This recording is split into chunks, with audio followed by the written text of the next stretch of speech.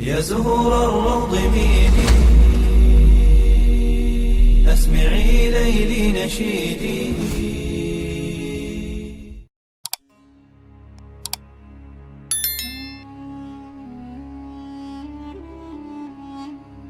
Assalamualaikum warahmatullahi wabarakatuh. Syukur alhamdulillah, dalam kesempatan yang mulia ini kita masih diberikan banyak kenikmatan sehingga kita dapat berjumpa kembali di channel ini. Marilah kita senantiasa bersolawat serta salam kepada junjungan kita semua, yaitu baginda Nabi Muhammad sallallahu alaihi wasallam. Allahumma sholli ala Sayyidina Muhammad wa ala ali Sayyidina Muhammad.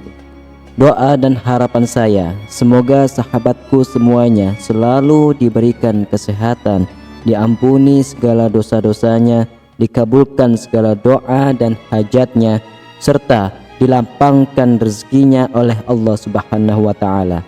Amin, amin ya rabbal alamin. Sahabatku yang dirahmati oleh Allah Subhanahu wa ta'ala, kita semua sadar bahwa kelak kita akan mengalami kematian. Sisa hidup yang kita jalani sekarang ini hanyalah menunggu waktu, menunggu giliran nyawa kita akan dicabut oleh malaikat maut.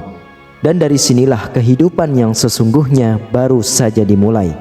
Saat manusia meninggal dunia, maka akan terputuslah semua amalannya kecuali 3 perkara. 3 perkara tersebut adalah sedekah jariyah, ilmu yang bermanfaat, dan anak soleh yang mendoakan. Sebagai seorang muslim yang sadar akan pentingnya bekal amal di hari kiamat, tentu akan sangat berharap amal yang pernah dikerjakannya semasa hidup bisa menghantarkannya menuju surga yang telah Allah janjikan. Tapi sebelum itu, perlu kita ketahui terlebih dahulu tentang amal jariyah. Yang dimaksud dengan amal jariyah adalah amal yang akan terus mengalir meski si pengamalnya telah meninggal dunia. Amal tersebut bisa berupa kebaikan maupun amal keburukan. Ketika semasa hidup kita gemar melakukan sedekah jariyah, maka pahala sedekah tersebut akan terus mengalir sekalipun kita telah meninggal dunia.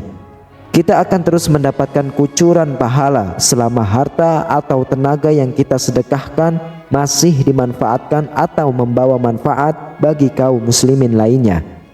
Begitu juga dengan amal keburukan yang pernah kita kerjakan semasa hidup di dunia. Kita pun akan terus mendapatkan kucuran dosa meskipun kita telah meninggal dunia.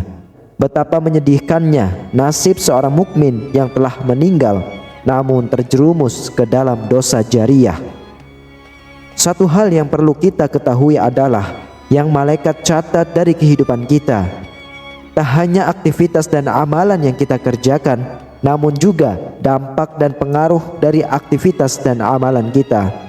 Dalam Al-Quran surah Yasin ayat 12, Allah Subhanahu wa ta'ala berfirman yang artinya, sesungguhnya kami menghidupkan orang-orang mati dan kami menuliskan apa yang telah mereka kerjakan dan berkas-berkas yang mereka tinggalkan, dan segala sesuatu kami kumpulkan dalam kitab induk yang nyata, yaitu Lauhul Mahfuz. Quran surah Yasin ayat 12. Dari ayat tersebut dapat disimpulkan bahwa orang yang melakukan amal dan aktivitas yang baik, maka insya Allah Allah Subhanahu wa ta'ala akan mencatat amal baik itu dan memberikan ganjaran dari apa yang diamalkannya. Oleh karena itu, agama Islam mengajarkan umatnya untuk melakukan amal kebaikan, yang mana amal tersebut bisa memberikan pengaruh baik bagi masyarakat luas. Dengan begitu, kita akan mendapatkan pahala dari amal yang kita kerjakan sekaligus dampak baiknya. Begitu juga sebaliknya, apabila kita melakukan amal keburukan atau maksiat, maka kita pun akan menuai dosa. Ditambah lagi dengan dampak buruk yang akan kita dapatkan. Rasulullah sallallahu alaihi wasallam selalu mengingatkan kepada umatnya agar berhati-hati. Jangan sampai kita terjebak dalam dosa jariyah. Maksudnya adalah dosa yang akan terus mengikuti pelakunya meskipun si pendosa tersebut telah meninggal dunia. Na'udzubillah.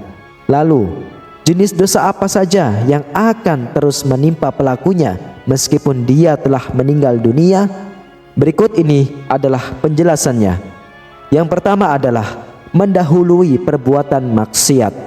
Maksudnya adalah seseorang yang melakukan perbuatan maksiat di hadapan orang lain sehingga menyebabkan banyak orang yang mengikuti perbuatannya. Bahkan sekalipun orang tersebut tidak mengajak orang lain untuk mengikutinya.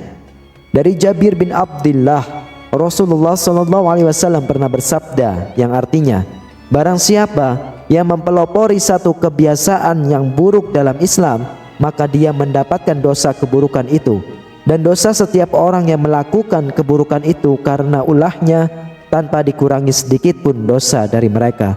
Hadis riwayat Imam Muslim. Dari hadis tersebut dapat kita simpulkan bahwa meski orang yang menjadi pelopor kemaksiatan tersebut tidak mengajak lingkungan di sekitarnya untuk melakukan hal yang sama, akan tetapi dengan perbuatan yang dikerjakannya tersebut memotivasi orang lain untuk melakukan seperti yang dia kerjakan. Salah satunya adalah anak Nabi Adam alaihissalam yang pertama kali membunuh, maka dia akan dilimpahi tanggung jawab atas semua kasus pembunuhan karena kezaliman di alam ini. Rasulullah SAW bersabda yang artinya, tidak ada satu jiwa yang terbunuh secara zalim melainkan anak Adam yang pertama kali membunuh akan mendapatkan dosa karena pertumpahan darah itu. Hadis riwayat Imam Bukhari dan Imam Muslim. Jika kita mengkaji lebih dalam dari hadis tersebut, maka kita bisa ambil contoh mudahnya, yaitu seperti ini. Mungkin kita pernah melihat seorang wanita yang mengenakan celana pendek di hadapan publik. Saat ada wanita lain melihat hal tersebut, maka ia pun menirunya atau mengikutinya, sehingga menjadi ramai dan tidak merasa risih lagi bagi para wanita memakai celana pendek di hadapan publik. Padahal kita semua tahu bahwa memakai celana pendek di depan publik adalah dosa karena mempertontonkan auratnya.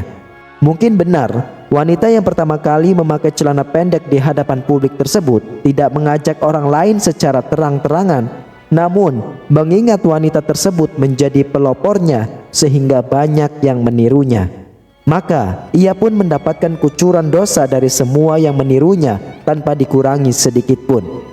Sekalipun pelopor wanita yang mengenakan celana pendek tersebut sudah meninggal dunia. Yang kedua adalah mengajak melakukan kesesatan dan kemaksiatan. Seorang yang menyeru atau mengajak pada perbuatan dosa, maka akan mendapatkan pula dosa dari para pengikutnya. Hal ini telah dijelaskan oleh Allah Subhanahu wa taala yang tertuang di dalam ayat suci Al-Qur'an, yaitu di surah An-Nahl ayat 25, yang artinya mereka akan memikul dosa-dosanya dengan penuh pada hari kiamat, dan berikut dosa-dosa orang yang mereka sesatkan yang tidak mengetahui sedikit pun bahwa mereka disesatkan. Quran surah An-Nahl ayat 25. Adapun orang-orang yang termasuk dalam dosa ini adalah para dai yang menyeru kepada kemaksiatan ataupun paranormal yang mengajak kepada kesyirikan. Orang-orang inilah yang akan terus mendapat aliran dosa sekalipun telah meninggal dunia. Termasuk juga dalam hal ini adalah orang yang menyuruh orang lain berbuat dosa meski ia sendiri tidak melakukannya. Akan tetapi orang tersebut mendapatkan dosa dari orang lain yang melakukan apa yang diperintahkannya, sepanjang masih ada manusia yang mengikutinya menjalankan apa yang diperintahkannya. Selama itu pula orang tersebut akan turut mendapatkan limpahan dosa sekalipun jasad sudah terkubur dalam tanah. Lalu apa yang harus kita lakukan jika ini terlepas dari dosa jariah? Tidak ada cara lain selain segera bertaubat dengan sebenar-benarnya bertaubat kepada Allah Subhanahu wa taala. Dan jika dari perbuatan tersebut ada yang berupa materi, segeralah untuk membersihkan semuanya dengan cara beramal atau memberikan kepada anak yatim. Yang terpenting adalah niatkan semua itu karena Allah Subhanahu wa taala.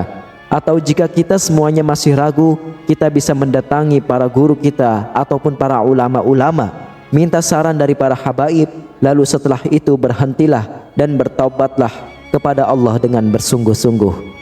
Karena kita semua tahu Allah Subhanahu wa taala adalah satu-satunya zat yang maha penerima taubat dari hambanya. Para sahabatku yang beriman, itulah dua dosa jariah yang akan mengalir walaupun meninggal dunia.